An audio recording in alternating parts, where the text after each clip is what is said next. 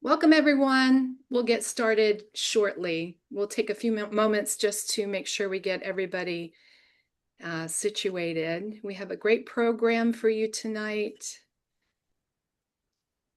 Let's give it just a couple more moments. Okay, looks like we're all set. So good evening, everyone, and welcome to Hypertriglyceridemia, new guidelines, new insights, and what it means for you. My name is Karen Bertozzi, and I'm part of the programs team here at Mended Hearts. Thank you for joining us this evening. We have a great program planned with Dr. Seth Martin of Johns Hopkins Medicine. He'll be sharing his clinical expertise, and then we have Aaron Bowman who will share his patient experience. So he will follow Dr. Martin. As always, we have a few housekeeping points to share with you. All attendees are in listen mode only. We will not be able to answer any questions related to your specific condition. Please be sure to type your questions into the Q&A box so we can answer them at the end of the presentation. This webinar is being recorded and will be available on the Mended Hearts website and our YouTube channel. I'd like to say a quick thank you, and I'd like to recognize Ionis for their continued partnership with Mended Hearts and their commitment to the cardiac community. And now moving on to our program tonight, please join me in welcoming Dr. Seth Martin. Dr. Seth is a professor of cardiology at Johns Hopkins Medicine, specializing in preventive cardiology, lipid disorders, and digital health. He directs the Advanced Lipid Disorders Program and the Digital Health Lab at the Ciccarone Center for the Prevention of Cardiovascular Disease. He's a recognized leader in his field. He has held leadership roles with the American Heart Association and the National Lipid Association. His work focuses on advancing heart health through innovation, digital technology, and precision medicine. He has helped develop an improved LDL cholesterol algorithm that's used worldwide and co-founded the Cori Health digital platform to improve patient care and engagement. He is also a dedicated clinician, educator, and mentor with more than 400 publications and national recognition for excellence in mentoring and cardiovascular care. So welcome, Dr. Martin. I'll pass it off to you. Thank you so much, Karen. It's a real honor to be with you all tonight. I'm going to go ahead and share with my slides.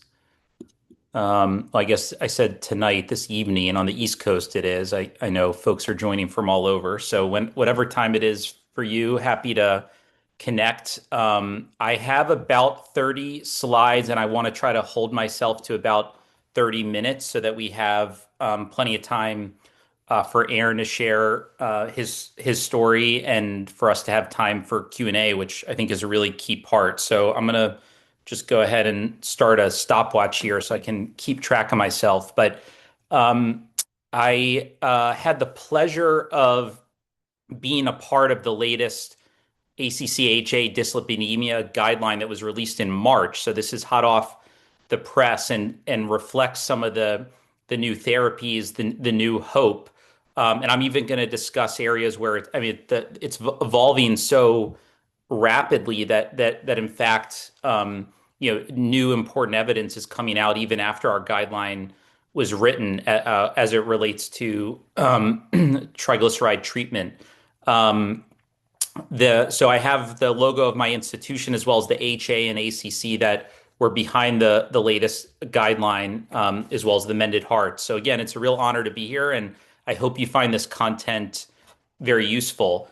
Some of it's pretty dense, but I'll do my best to make it as kind of understandable as possible. And please do let me know if there's areas that it's just not clear, and we can certainly discuss that in the Q&A. Okay, so let's dive in. I just wanted to acknowledge the writing committee of the guideline. This was a huge team effort. And it was led by Dr. Roger Blumenthal, who's one of my very close friends and colleagues at Johns Hopkins. He was the chair of this committee, along with Dr. Pam Morris from MUSC, who was a fantastic vice chair, and this entire committee. It was a real honor to be part of this, what we referred to as the dream team. And the slides that I'm sharing tonight, to a large extent, reflect the work of this group, as well as, and I've integrated some of the official slides from the HAACC's slide deck, but I've also enhanced it with some of my own slides and images to try to make it as engaging as possible. I wanted to just start. I know this is a busy slide. You don't need to read all the words on this slide, but what's shared here is that we put a lot of effort to make sure that our guidelines are based in high quality evidence, that they can be trustworthy because they're based in high quality evidence. Of course, um, many folks can, sometimes, you know, uh, talk in a negative light around evidence and guidelines and be quite critical. And some of those critiques can be reasonable, but often there's, I think, pretty problematic information out there that can sometimes kind of immediately disparage high quality evidence based guideline recommendations and be recommending some kind of a supplement or kind of vitamin of some sort with it that really lacks evidence. So all the recommendations I'm sharing, I'm staying very kind of rigorous in terms of the evidence, and the way that these are graded is that in order to get a class one, which is the strongest recommendation where we say that something really should be done, it's recommended, that generally for treatments, that's where we have multiple high quality randomized trials that show the benefits, and those benefits are for important clinical outcomes that matter to the health of our population. Weaker recommendations are class 2A and 2B. This is where the benefit probably still outweighs the risk, but it's not as clear. And then class 3 recommendations are where actually there's not benefit, or there even could be harm from a certain test or treatment. So I just wanted to share, as I go through the new guideline, this is the general framework that all of the recommendations are kind of placed into this type of class of recommendation. And then the level of evidence can be graded based on A, B, C recommendations. So to have a class 1A recommendation, as I was indicating, you would generally have to have multiple high quality randomized trials. You can have a class 1 recommendation with other types of evidence, non-randomized evidence for situations like testing. But in any case, I just wanted to share this slide up front. Not that all the details need to be known, but just know that there's a very rigorous process by which all the recommendations are generated. If you remember one thing today, this is the top take-home message from our 2026 guidelines. So in patients with persistently elevated triglycerides, so persistently meaning that it's been repeated at least 2 or 3 times or more, and it's remaining elevated, statin therapy remains the foundation of pharmacotherapy as an adjunct to lifestyle intervention to reduce atherosclerotic cardiovascular disease risk. This is an important recommendation because one of the things we discussed as a guideline group is that cardiovascular risk is really quite prevalent in patients with elevated triglycerides. And so although statins are not necessarily the most effective therapy or targeted therapy for lowering triglycerides, they do help with triglycerides. But the bigger point is that statins are very safe and effective at reducing atherosclerotic cardiovascular disease risk, which means reducing risk of heart attacks and strokes. So this was something that where our guideline, I think, put statin therapy a little more front and center than it had necessarily been in prior guideline recommendations.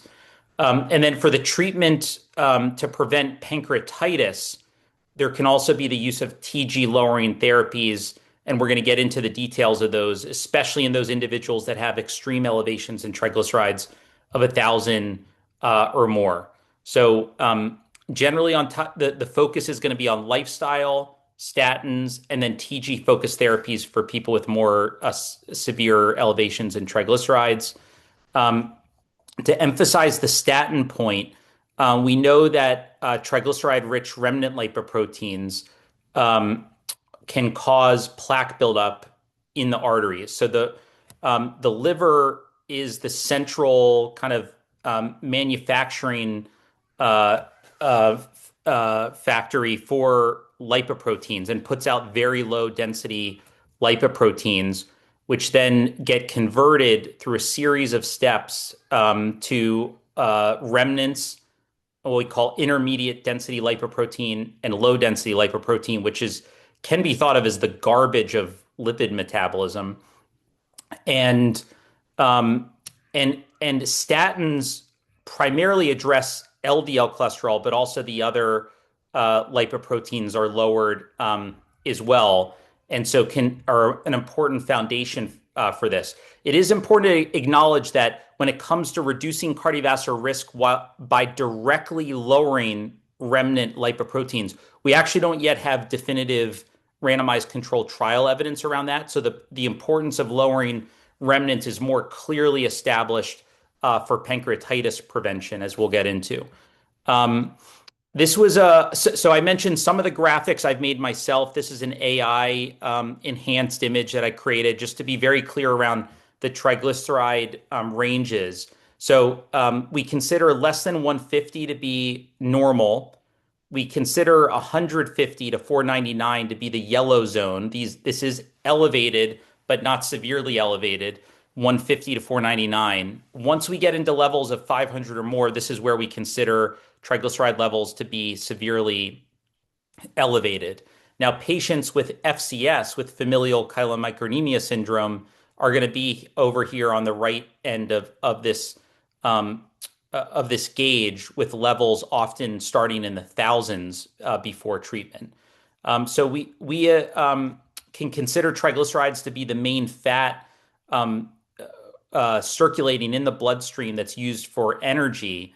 And while everyone has some of this, patients with elevated triglycerides, and particularly those with FCS, experience kind of a break in the balance of the system, such that these levels really can build up.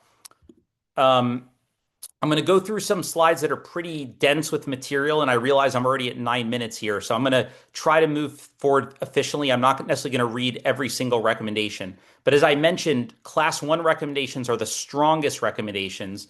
And with respect to triglycerides, as part of the overall standard lipid profile, we do recommend this as in adults and children have a standard non-fasting or fasting lipid profile to document baseline levels if someone hasn't had this checked before. And this allows us to estimate cardiovascular risk and guide treatment when indicated. In adults and children with family histories of dyslipidemia or premature atherosclerotic cardiovascular disease, a personally known or suspected disorder in triglyceride metabolism, or those whose non-fasting lipid profile shows a triglyceride level that's elevated 400 or more, that's the situation where we then do indicate a fasting lipid profile should be performed. So if someone doesn't really know their lipids, you have a friend or something that doesn't know their lipids, they're asking, does it have to be fasting or non-fasting? The answer is it can be reasonable to do it in either state to start, but the triglycerides are the part of the lipid profile that's affected the most by non-fasting. And so if someone is found to have elevated triglycerides or has these other situations, it could be reasonable, then it could be quite important to get a fasting lipid panel, and then to consider that moving forward, so you can kind of compare apples to apples when you compare lipid panels over time.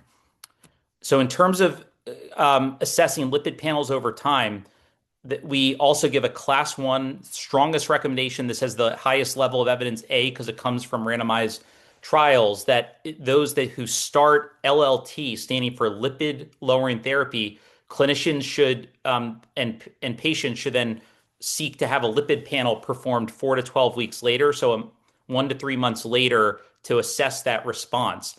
And then once somebody is at a stable state and kind of at their goal, every 6 to 12 months thereafter is a good time frame to be assessing lipid levels. So in terms of the goals, so I'm not going to go into all the details of this table, but I wanted to acknowledge that triglycerides themselves can be a target of treatment. But because cardiovascular risk is really most clearly tied to elevations in LDL and LDL lowering therapies, are where we have the strongest evidence for atherosclerosis risk reduction, I think it's very important to know your LDL goal in addition to a triglyceride goal. And this table in our guideline very clearly spells out what the LDL goal is for people. And it can be less than 100, it can be less than 70, it can be less than 55, depending on the risk profile. Somebody who would qualify for the most intensive LDL goal would be somebody who has a history of atherosclerotic cardiovascular disease events, somebody who has a coronary artery calcium score that's very high over 1,000, meaning there's a lot of plaque that we see in the arteries with a CT scan, or somebody who has familial hypercholesterolemia that has atherosclerotic cardiovascular disease. These would be folks that classify for the most intensive LDL goal.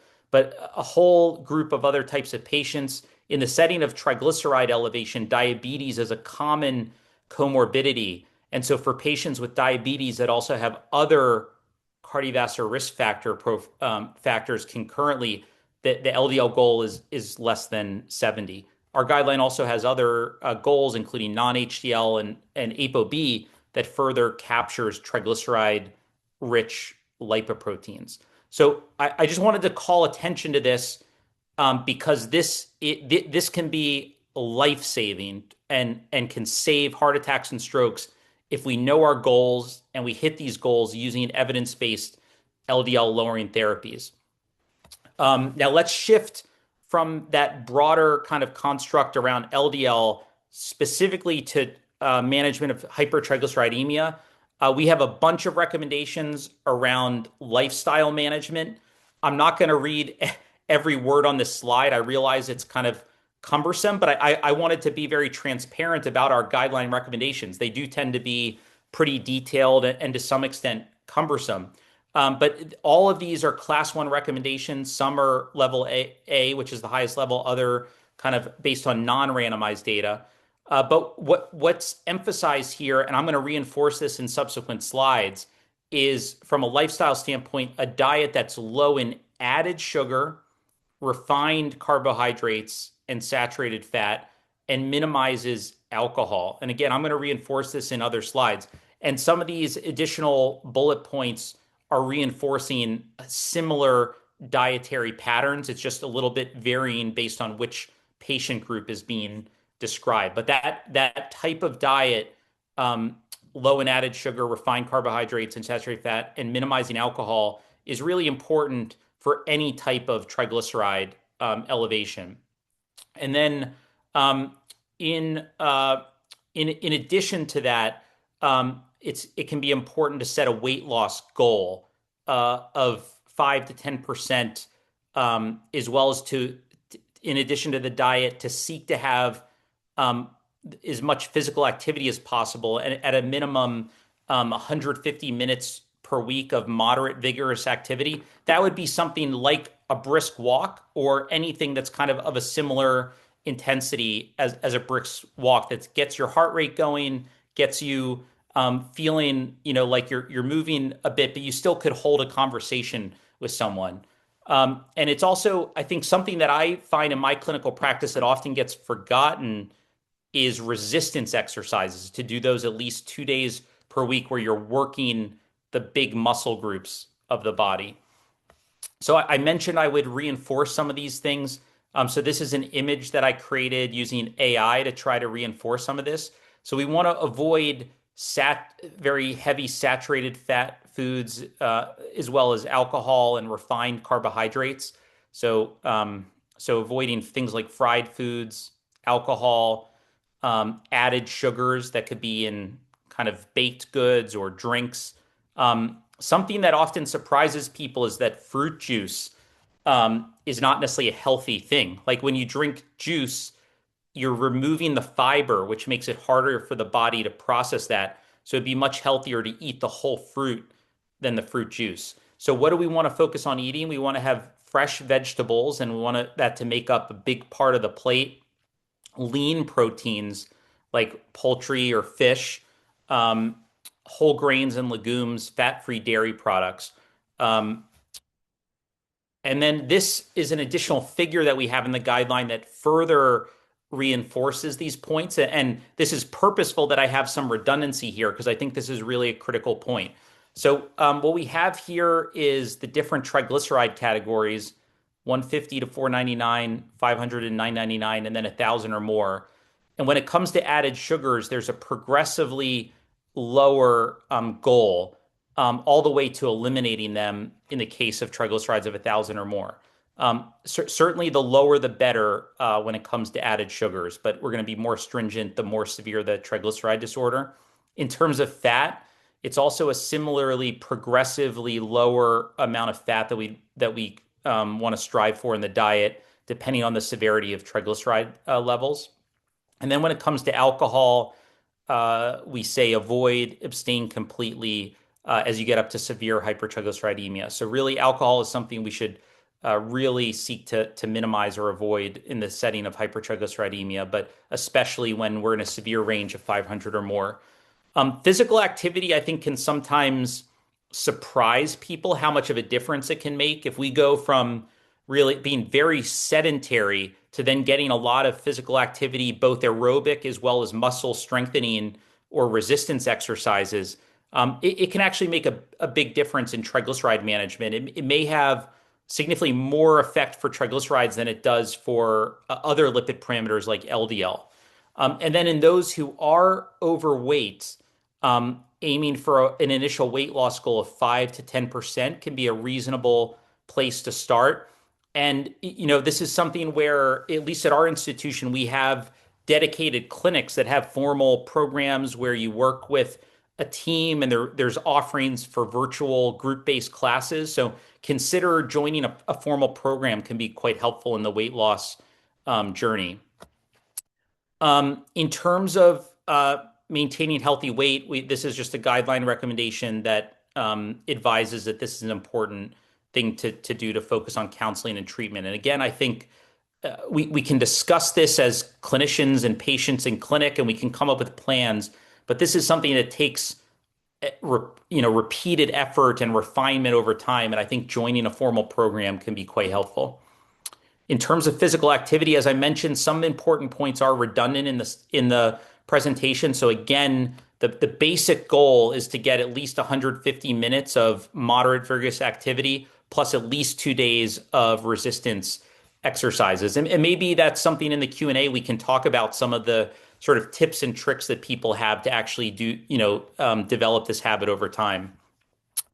I kind of alluded to dietary supplements at the beginning that we want to, the purpose of our guideline is to highlight areas where we really know that things are safe and they work.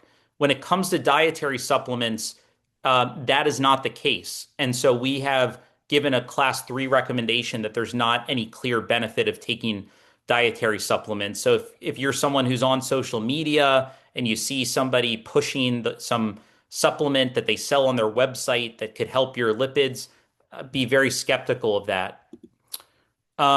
Working with in either like a formal healthy lifestyle and weight program can be very important, and consider as part of such a program or separately working with a registered dietitian to really help fine-tune the diet. We have a class 1 recommendation that in those who have a fasting triglyceride level of 1,000 or more, referral to a registered dietitian nutritionist is recommended to develop an individualized plan to reduce triglycerides and risk of pancreatitis.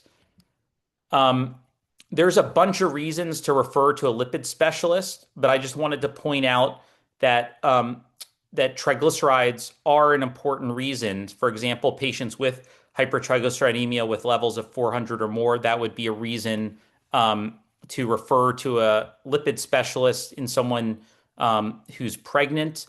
But outside of pregnancy, in patients who have severe hypertriglyceridemia and secondary, there's causes have been ruled out, such as excessive alcohol, et cetera. That's a very good reason to get connected to a lipid specialist who may have just the level of sophistication that's needed to help counsel on further lifestyle changes, but also to use the full set of medications that we have available, including ApoC3 inhibitors, which we'll get into. Um, so in terms of drug management, and I again recognize this is a busy slide, but I wanted to share exactly kind of what our guideline tables look like. And there is some redundancy here. So this first recommendation um, is about lifestyle management, reinforcing what we said around low added sugars, reduced alcohol and saturated fat intake, routine exercise, and body weight reduction. And then just to reinforce the point that I made earlier around LDL and non-HDL cholesterol levels, those who have triglyceride elevations of 150 to 999, it's important to focus on LDL cholesterol lowering therapy to reduce cardiovascular risk. Heart attacks and strokes are still the leading cause of death in our country and around the world. And so we need to make sure that when we identify elevated triglycerides, we address those triglycerides directly, but we also comprehensively reduce atherosclerotic cardiovascular disease risk. And addressing LDL and non-HDL as a complementary target is a really important strategy to do that. And then we have a recommendation around familial chylomicronemia syndrome where olezarsen is recommended. This is one of the ApoC3 inhibitors, and I'm going to get into this a bit more in a moment. I wanted to note that plozasiran is also an ApoC3 inhibitor that's FDA approved. The reason that only olezarsen is mentioned in our guideline is because of the timing of the guideline process. By the time the guideline was written and kind of locked and ready to be released, plozasiran had not yet been FDA approved, although it is now, and it was by the time the guideline was released, but it really was a timing issue. These are some additional points, and in the interest of time, I'm not going to dwell on this too much, but I wanted to mention that icosapent ethyl, which is a purified omega-3 fatty acid product, is given a 2B. So it's not a class 1, but it is a recommendation where the benefits do appear to outweigh the risk for cardiovascular risk reduction. Okay. We have some flow charts that help reinforce this. So we again don't have to go through all the details, but what we do in these flow charts is group people into different categories based on whether there's cardiovascular disease, diabetes, or the absence of those, whether there's severe hypertriglyceridemia. Mention all these different factors to consider, really those that we've already been discussing. And then if there is persistent hypertriglyceridemia, focusing in on the referral to a dietitian, TG-focused medications, evaluating for familial chylomicronemia syndrome, and considering referral to a lipid specialist. In terms of, one of the things I mentioned was secondary causes of hypertriglyceridemia. And this is a table of conditions that need to be considered, such as diabetes, kidney disease, thyroid disease, inflammatory conditions like rheumatoid arthritis, and then as well as diet and lifestyle factors. I've mentioned alcohol multiple times, but also the diet and sedentary lifestyle can be important factors. And there are certain medications that need to be considered, such as beta blockers. Bile acid sequestrants can raise triglycerides. Those aren't used that much these days, but an important category is steroids that can raise triglycerides, as well as oral estrogen therapies. And there's a list of other therapies here as well in other categories, such as HIV therapy, oncologic therapies, psychiatric therapies, and immunosuppressive therapies. And I skipped over, this actually came up for me recently in clinic, as well as isoretinoin for dermatologic treatment. And then certainly body weight and pregnancy can have important effects on lipid metabolism, be linked to triglyceride elevation. So again, we don't have to go through all the details, but these flowcharts largely reinforce what we've talked about. If you're someone who's an adult with hypertriglyceridemia and has a history of cardiovascular disease, it's important to address secondary causes. That's kind of step one, and to optimize the lifestyle as much as possible. And then, as I reinforced earlier, to maximize statin therapy because that can reduce cardiovascular risk and can be a life-saving therapy. And then, if there's persistent elevations in triglycerides, um, this is where we can consider icosapent ethyl a purified omega-3 product because it does have some evidence from the Reduce It trial for cardiovascular risk reduction.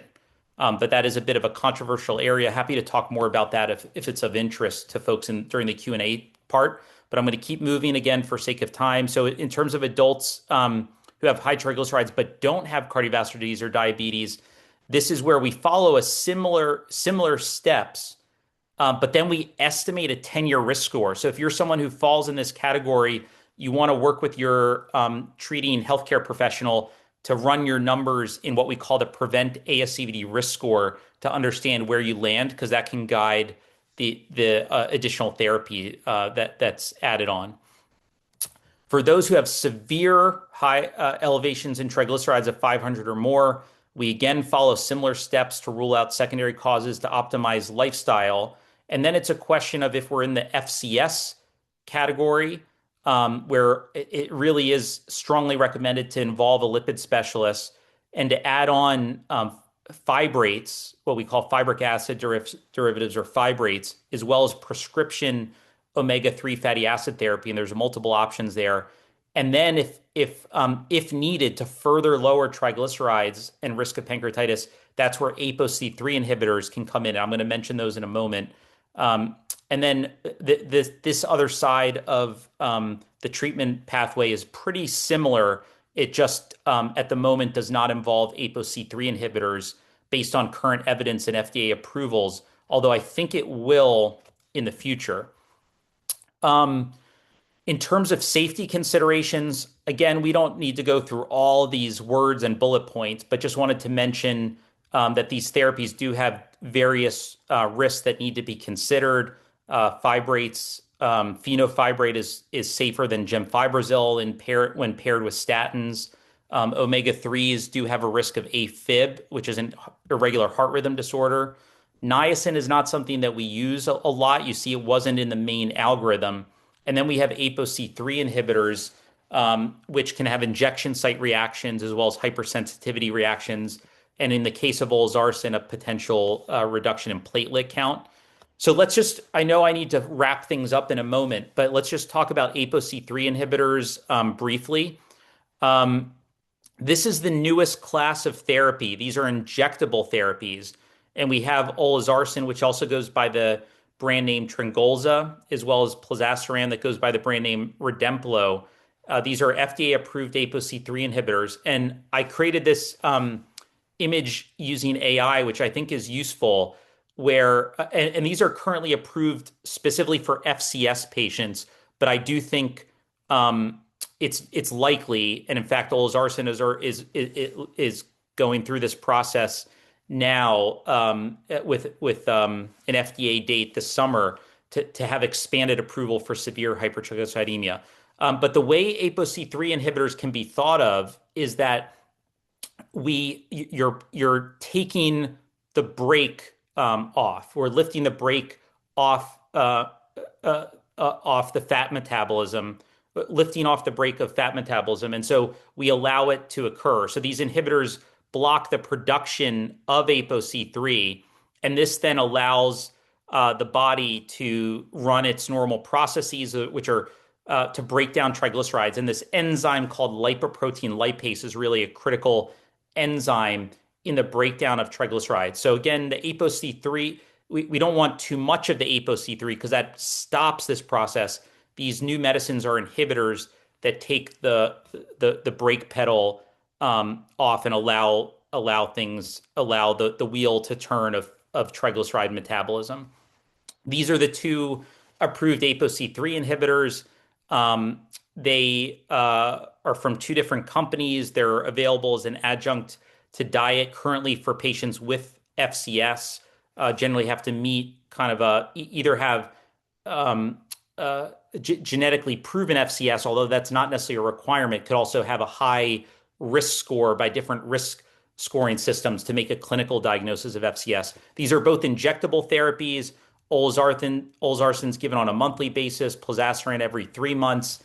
They both have really strong triglyceride lowering, and both have very strong effects at reducing pancreatitis. And this is really important modern evidence that these drugs they're reducing pancreatitis risk by like 80% or more. It's a really robust pancreatitis reduction. What the clinical trials have shown is that they're largely eliminating pancreatitis risk, which is really just a game changer. You see the adverse effects listed at the bottom, which vary a little bit. I think it is important to be clear that these drugs have not been compared in head-to-head trials. So some of the differences between them could be, due to underlying differences in the patient populations and designs of the trials. But these are some of the adverse events that have been listed in the FDA approvals. So it's really these drugs have taken us into a new era of FCS management that I think went from an area where we're really reliant on dietary restriction, and we had traditional pharmaceuticals that didn't work super well, and now we have this emerging area of therapeutics. These are the first two, but I think there'll be more in the future that really are quite robust at lowering triglycerides, but also risk of pancreatitis. So this brings me to my take-home points, and I hope that this content was useful and pretty clear. Certainly, I'd like to clarify anything that wasn't and address any questions and comments during the Q&A portion. But just to reiterate, we consider triglycerides to be normal if they're less than 150, severely elevated if they're 500 milligrams per deciliter or more, and an extreme elevation that can particularly be seen in FCS is 1,000 milligrams per deciliter or more. The goals of treatment are to prevent atherosclerotic cardiovascular disease, so prevent heart attacks and strokes. Lowering LDL is really critical there. We start with statins, but we have other therapies on top of lifestyle to do that. And then prevention of pancreatitis is a really key goal in our patients that have severely elevated triglycerides. And there, beyond the statins, we have fibrates, we have omega-3 fatty acids on top of the lifestyle recommendations that we went through in detail. And then we now, for FCS, have ApoC3 inhibitors that can allow for that wheel to turn with triglyceride or fat metabolism. And I think this is just the start of a new era of treatment. So I was able to keep myself close, but not exactly on 30 minutes. And I'm going to wrap it up there and just thank you so much for the honor to be with you all and for your time and attention. Thank you so much for all of that, Dr. Martin. A lot, I know I learned a lot, and I know it's valuable information for cardiac patients as they navigate, through all of this. So thank you for sharing your expertise with us. And now it's my pleasure to welcome Aaron Bowman. Are you there? I am. Hey there. Hi. Just to introduce Aaron, he has lived with FCS for a long time. He has experienced symptoms ranging from chronic stomach pain and nausea to severe episodes of pancreatitis. After seeing 14 doctors over 12 years, he was finally diagnosed at age 36. And today, Aaron is a dedicated advocate for rare disease awareness and support, using his journey to help others facing similar challenges. So thank you for being here, Aaron. I'll let you take it away. All right. Thank you so much. And hard act to follow. Thank you, Dr. Martin. That information was really, really good and really well presented. Hi, my name's Aaron Bowman. I live in the Dalles, Oregon. So it's about an hour and a half east of Portland on the Columbia River Gorge. Growing up, I always knew that something was wrong with me, that I was different. I always knew I didn't have quite the amount of energy that other friends had. I knew I was visiting the restroom a lot more than my friends. I realized my stomach always hurt, and that certain times in school, my brain was so foggy that I couldn't really concentrate. And that kind of persisted throughout my whole life. Got so bad in the second grade that my mother took me to a pediatric clinic here in Oregon, and a doctor saw me. And he told my mother, you have just a really sensitive kid, and you need to listen to him better. You need to give him more time and attention. That was the wrong thing to say to my mom. We left that appointment very quickly with a lot of yelling. And that kind of set up my journey with doctors until I was about 36. When I got married, my wife very quickly realized that my health was not great, and that I was not normal. She would always say, we need to go see another doctor. You're not doing well. This isn't normal. You shouldn't be this exhausted. You shouldn't hurt this bad. You shouldn't be on the toilet all the time. You shouldn't be throwing up. You shouldn't be nauseous. It really took somebody who really cared for me to say, hey, let's check into this. This isn't right. So I ended up seeing quite a few doctors. And all of them gave me the same advice. They gave me the advice of eat better and exercise more. And it was a broken record. Every doctor I see, eat better, exercise more.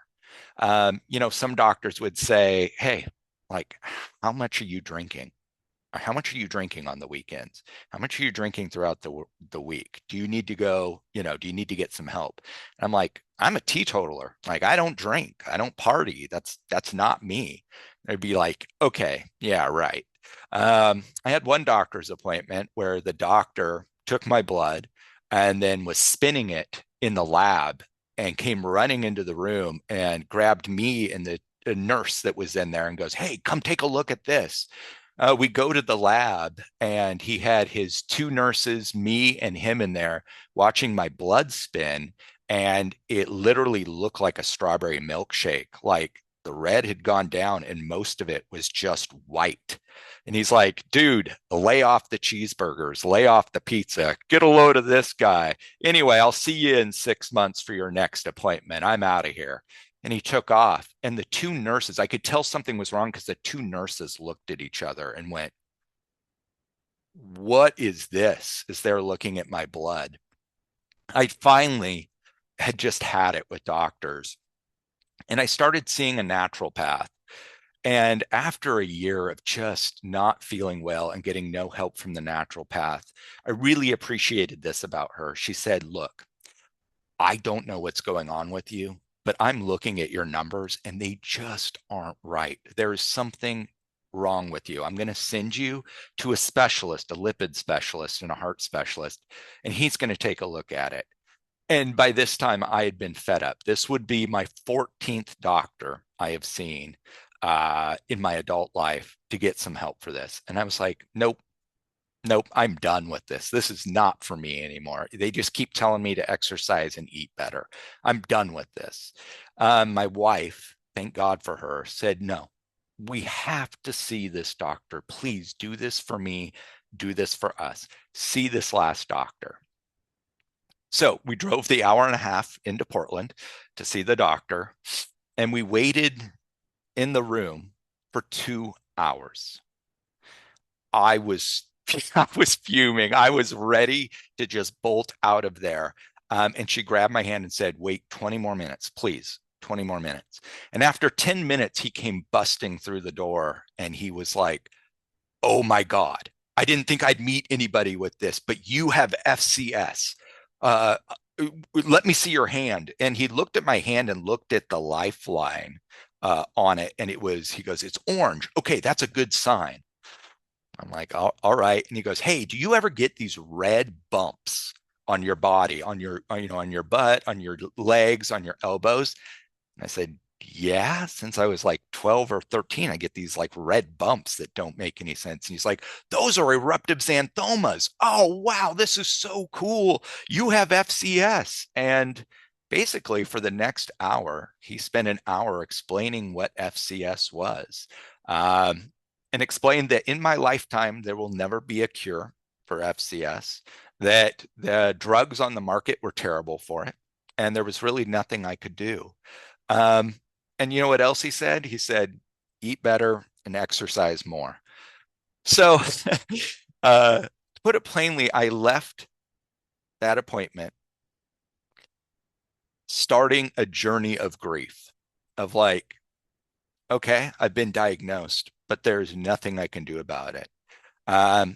His advice was eat 10 grams of fat or less a day. And I was like, 10 grams, what does that even mean? It's like, a quarter of a knob of butter. And I'm like, what are you talking about? So to put it lightly, I had got diagnosed, but I hadn't quite accepted that I had FCS. That was until the chimichanga incident, where went out with my friends. I had a chimichanga, and happened to be my 35th episode of pancreatitis, but this one was so bad, I actually had to go to the hospital. And I was in the hospital for 2 weeks trying to bring down my triglycerides. I think the time I went into the hospital, my triglycerides were 27,000. And I was not doing well at all. Yeah. And I finally just accepted the radical acceptance of I have FCS. I have to change my life. I can't go through this. This isn't fair to me. It isn't fair to my family, and especially my wife. So the radical acceptance on the acceptance part of the grief cycle, and really, really kind of embrace that this is the new lifestyle. I eat 10 grams of fat or less a day. I exercise. I take meds. And I work on it. So that was kind of my journey with FCS. My daily life, the best way to explain FCS to people who don't have it is you have a mid-grade flu all the time. So on your best day, it's a mid-grade flu. On your worst day, you're dying in the hospital from pancreatitis. Like that's what you deal with. And by mid-grade flu, I mean like headache, body ache, nausea, diarrhea, foggy brain, everything that you would expect from the flu, but having it every single day, it can really wear you out and wear you down. I've had a blessing in my life of my son being born with autism, and immediately it changed my life, and I became an advocate for children with special needs, and I've been doing that the last 20 years.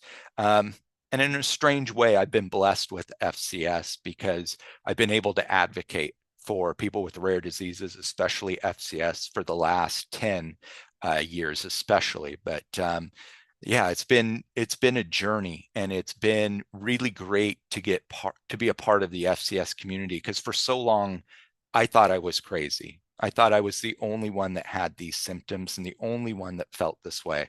And I'm here to tell you that there's a bunch of us out there, and more getting diagnosed each day. Yeah, so it's been a journey. It's still one that I'm on. I want to say I started taking Tryngolza a year and a half ago, and it's been the best year and a half I have ever had in my whole life. Diagnosed 13 years ago, and getting a year and a half of a drug that's really, really working for me and dropping my triglyceride levels. So right now, my triglycerides are at 80. In my wildest dreams, from like 27,000 down to 80 is amazing, and I feel good. And all those background symptoms and those comorbid conditions are going away. It's the best I felt in nearly 50 years. And I'm just blessed to have found this drug and to found this community of other FCS patients who know our daily walk together. And so anyway, with those out there in this amazing audience who have FCS, please reach out to others with FCS. There's a great Facebook group to plug yourself into. You can't go through this alone. It is not an easy journey, and whatever supports you can get, take them, and they are out there.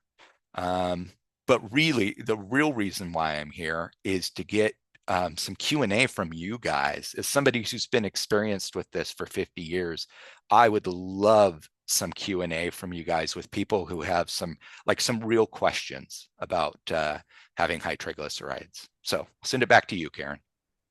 Thank you so much for that. Your positivity is infectious, and just really thank you for sharing that. I have a question. Talk to me, and I think Dr. Martin, you touched on it just a little bit in terms of genetic testing. What is happening in that arena? How accurate is it? How important is it? When do you start to go down that path? I guess, Dr. Martin, you want to start with that? Yeah, sure. I'd love to. And I also just love to acknowledge the power of Aaron's story. Thank you. Thank you, Aaron. You're so eloquent in sharing it, and it's just so powerful. And I think hits on like a number of the challenges many patients with FCS experience in the journey, seeing many different doctors who don't really know what's going on, say things that are frustrating. Having to wait 2 hours for someone is a long of time, but it is pretty common. I'll say as a lipid specialist, often our appointments to do it well takes longer than we are allotted for in our schedules, and it's a real challenging aspect that we have because we're often seeing people that have seen many other doctors, and they need someone who has more kind of knowledge and time to handle things. But I'm so glad you're now on such effective treatment. To have triglycerides of 80 is just unbelievable. That is unbelievable. Yeah, unbelievable. In terms of genetic testing, I'm curious what your thoughts are on genetic testing. I'll just briefly say at our institution, we're very fortunate to have one of the leading genetic counselors, Emily Brown. She wrote the National Lipid Association's scientific statement on genetic testing for dyslipidemia. So she, much of what I know and what we're able to do in our clinical practice is thanks to Emily. So we do offer genetic testing in our lipid clinic quite routinely, mostly for diagnosis of familial hypercholesterolemia, but also for FCS. What I'll say though is, although I find genetic testing very helpful, it's not the final answer. So like I have a patient who had indeterminate testing, and even though the genetic testing was indeterminate, that patient still met clinical criteria for FCS, and we did start ApoC3 inhibitor therapy based on that criteria, and that was an approvable therapy even with the indeterminate genetic testing. So it's something that we're very lucky to have great access to in our clinic, but it's not the be all and end all. Aaron, do you have any experiences with genetic testing that you can share with us? Yeah, sure. So I have not been, well, let me clarify this. Years ago, before Tryngolza was FDA approved, there was another drug on the market that didn't get FDA approval that I was part of the early trials for. And we had to go through genetic testing then. And the reason I didn't get put on that drug was it was looking at one genetic marker for FCS, and I didn't qualify for that. Now, on the flip side, much like Dr. Martin said, that's not the end all be all, right?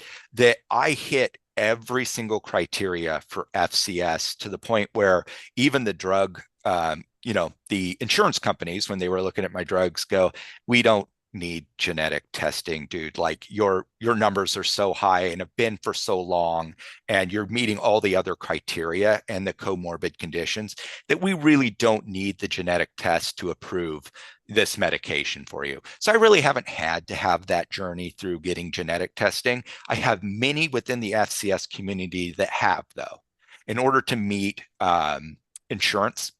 and other qualifiers. And some people just really want to know. And sometimes the doctor groups really want genetic testing so they can do more research. So I suggest if your doctor's asking you to do genetic testing, please do it, because I think in the long term, it's going to help further the medications and also further research into these high triglyceride things. So it's up to you, but that's my journey with it. Thank you for that. This one is for Aaron. What have you learned about the importance of advocating for yourself? And do you have any advice to offer others who feel ignored or left behind? Wow. One of the best, most powerful questions that could have been asked. Seriously, self-advocating. Okay. Self-advocating is really hard with FCS. A lot of patients with FCS have lost their jobs, have lost homes because the amount of time they have to take off of work.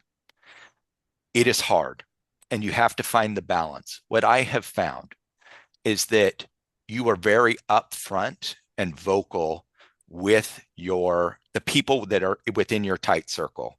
For instance, most friendship groups are based around, hey, let's go out to eat, let's go out to drink, well, let's go to this party, let's go here, right? As somebody who has to self-advocate for myself, I've really had to say to my close friends, look, it's great that you want to go to all these restaurants or go out to the bar or go out here or go to this party.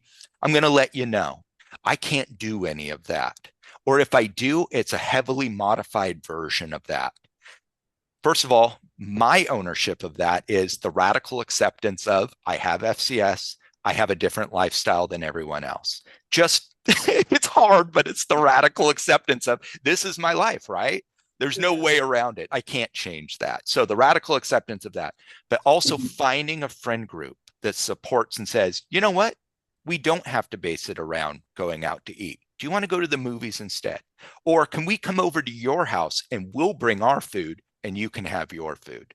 Or if we go out to the bar, it's a mocktail night only, right? And I just drink water because the sugars, Dr. Martin's very right about, unrefined sugars in the body and stuff. So it's self-modifying and self-advocating, but also finding those amazing people in your life who realize when you're advocating that they're going to meet you halfway. I mean, my wife is such a great example of that. I'm so blessed. But also, I have this great friend group. And being part of self-advocating, and I hate to say this, is what I call the chopping block. If a friend doesn't meet your self-advocating of like, hey, I can't do this, that, or this, and they're not willing to meet you, with our energy level, having a chronic disease, get them out. And I hate to say it, but I'm really ruthless about it.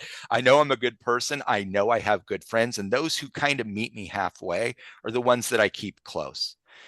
With work, self-advocating is a little tougher. It's finding jobs where they recognize your worth and showing your worth, but also advocating of, hey, I don't feel well today. Can I work a half day? And I'll make it up on this day. You never know with high triglycerides how you're going to feel when you wake up in the morning. And it's so dependent on so many different things. But self-advocating for yourself is a huge part of it. And I hope I answered your question well enough. And if there's anything else on that question, please ask again if I missed anything.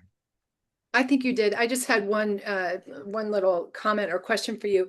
If for instance you sort of fall off the wagon, I don't know what other way to say, do you really feel it the next day? Like, oh my God. it's Yeah. just So back, right? yeah. So falling off the wagon with FCS, you pay for it.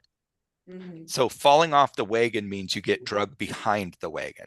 So if you're willing to get drugged behind the wagon for a week, and I mean, it literally takes a week for your body to kind of catch up, go for it. Your choice. I will say being drugged behind the wagon for a week is not fun. I fell off once and I ended up in my second hospitalization with pancreatitis. I just don't do it. And that's been 13 years of really towing the line.